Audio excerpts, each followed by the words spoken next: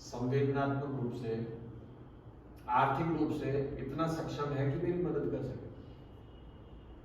अब तुम्हारा कहीं झगड़ा होगा, अब तुम मदद के लिए भागोगे, तो ऐसे व्यक्ति से तो मदद मांगो जो तुम्हारे बचाव कर सके।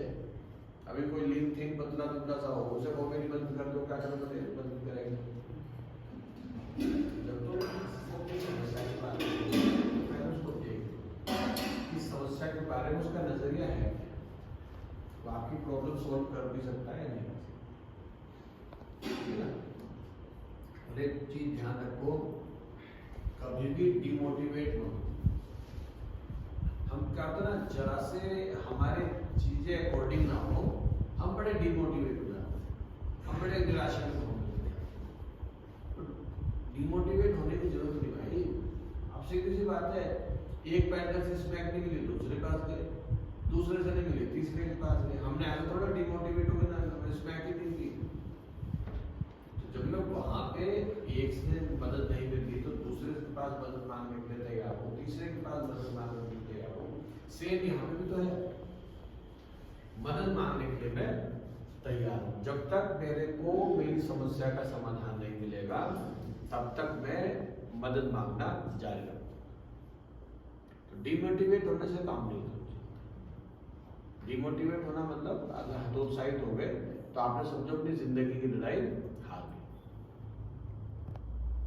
ठीक है ना? ये जी, और कोई सवाल?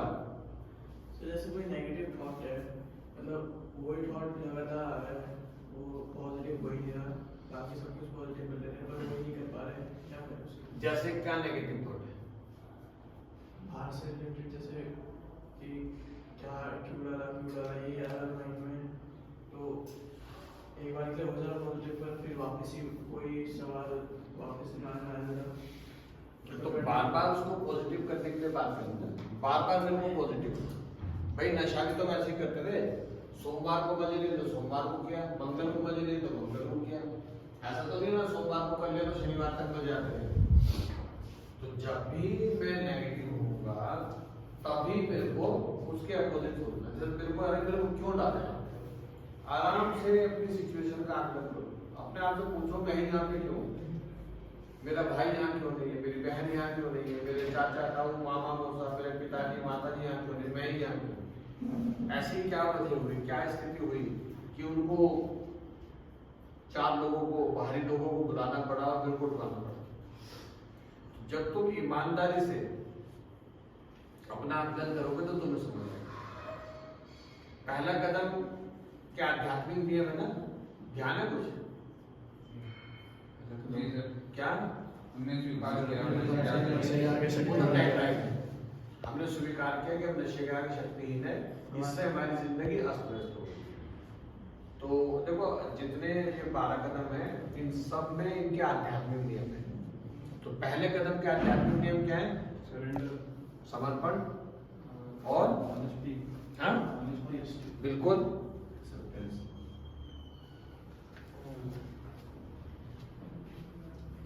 समर्पण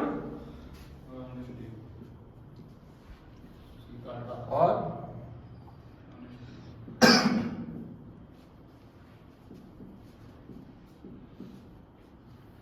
ईमानदारी,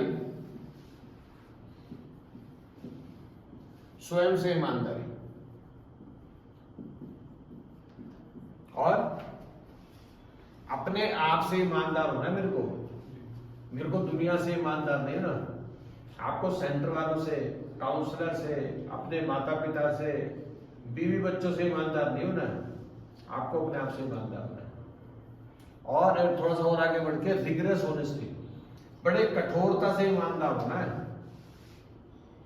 हल्का भी अगर आप छोड़ेंगे, जगह छोड़ेंगे तो आपके लिए परेशानी हो जाएगी। ईमानदारी जरूरी है। और कठोर ईमानदारी, ये तो हो गया। और क्या है?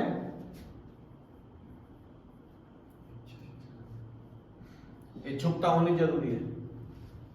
ये जो प्रोग्राम पूरा ना, प्रोग्राम का बेस ही है नशा छोड़ने की इच्छा, ये इच्छुकता निरंतर बनी रहनी चाहिए। इंटरेस्टिंग बात होती है, इसको हटा दो। जी।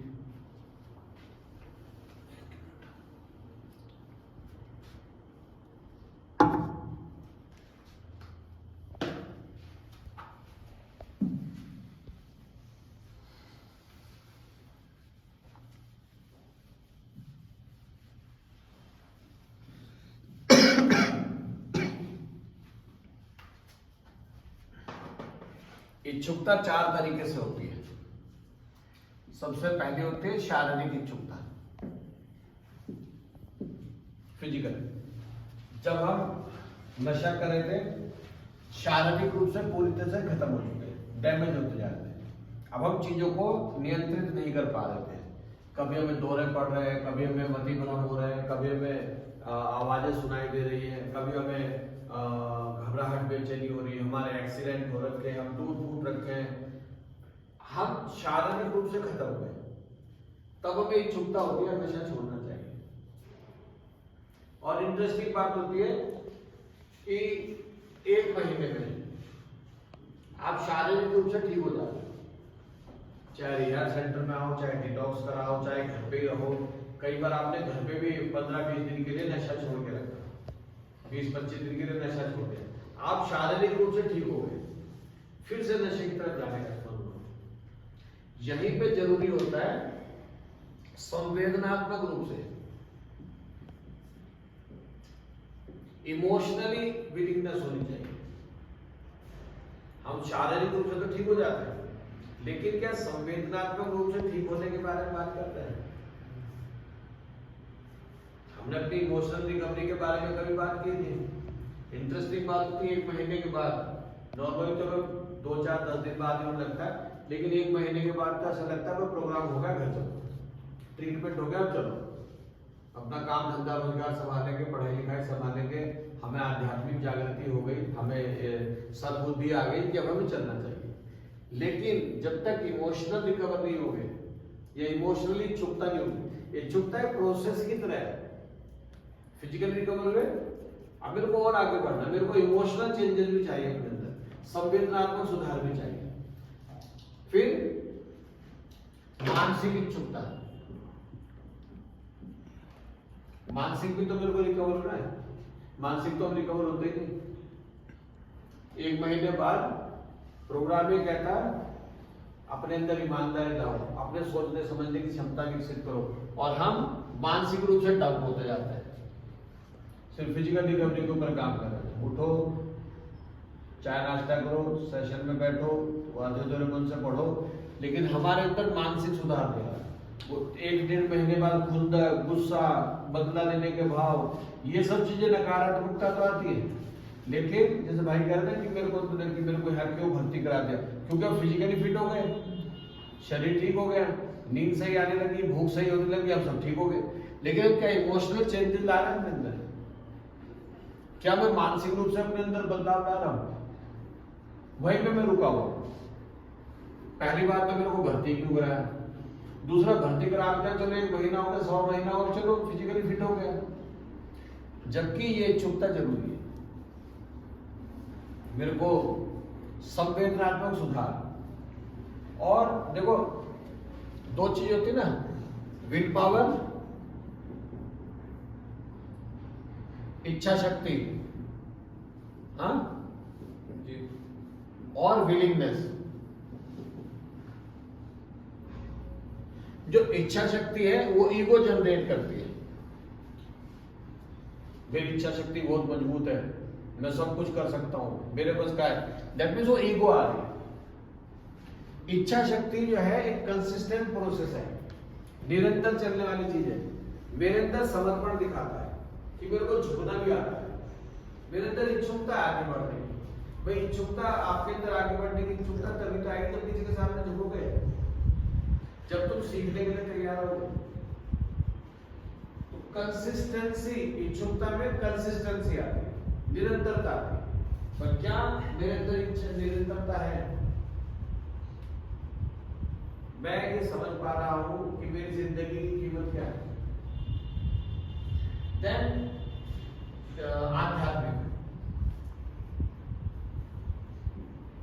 आध्यात्मिक इच्छुकता जरूरी है। आध्यात्मिक इच्छुकता मतलब जैसे आध्यात्मिकता का मतलब जिंदगी जीने का तरीका। जैसे मुझसे जुड़े हुए लोगों ने मेरी जिंदगी को बेहतर करने की कोशिश की है, सहज अच्छा करने की कोशिश की है, क्या मैं उनकी जिंदगी को अच्छा करने की कोशिश कर रहा हूँ? स्पिरिचुअलिटी है ना। स्पिरिचुअलिटी का मतलब ये थोड़ा कमेंटर उठाओ, हरिद्वार ऋषिकेश जी का छोड़ो। बहुत सारे लोग बोलते हैं ये तो बस ये रह गया, उन्होंने मेरे को यहाँ भर्ती कराया, अब तो यहाँ से निकलना है और अपना वो कोर्ट की कार्रवाई करके तुम अलग में आ जाओ। सोचो अगर यही बात बचपन में उन्होंने सोची होती तो क्या हम इतने बड़े हो पाते, यहाँ तक पहुंच पाते? छोड़ आते कहीं अनाथालय में या पैदा ही ना करते हमें। उनके पास बहुत सारे ऑप्शन थे। अगर हम कॉन्ट्रासेप्टिव्स के बारे में जानते हैं तो हमारे माँ बाप भी तो जानते होंगे, उन्होंने भी जन्म दिया, पाल पोस के बड़ा किया। अब जब उन्हें हमारी जरूरत है तो हम ये कहते हैं कि उन्होंने सेंटर को भेज दिया और मेरे अंदर सुधार करना चाहते हैं, बदलाव करना चाहते हैं, अब मेरे को उनको छोड़ना है। क्या ये सही सोच होगी? यही आध्यात्मिक इच्छुकता है। जैसे उन्होंने मेरी जिंदगी को बेहतर बनाया, जैसे उन्होंने मेरे लिए सैक्रिफाइस किए, अब मेरे को उनके लिए सैक्रिफाइस करना है। मेरे को उनकी जिंदगी को अच्छा बनाने के लिए कोशिश करनी है किसी भी हद तक। जैसे वो मेरी जिंदगी को अच्छा करने के लिए किसी भी हद तक जाने, मैं उनकी जिंदगी को अच्छा करने के लिए किसी भी हद तक जाने के लिए तैयार। इस तरीके की सोच होनी चाहिए। ये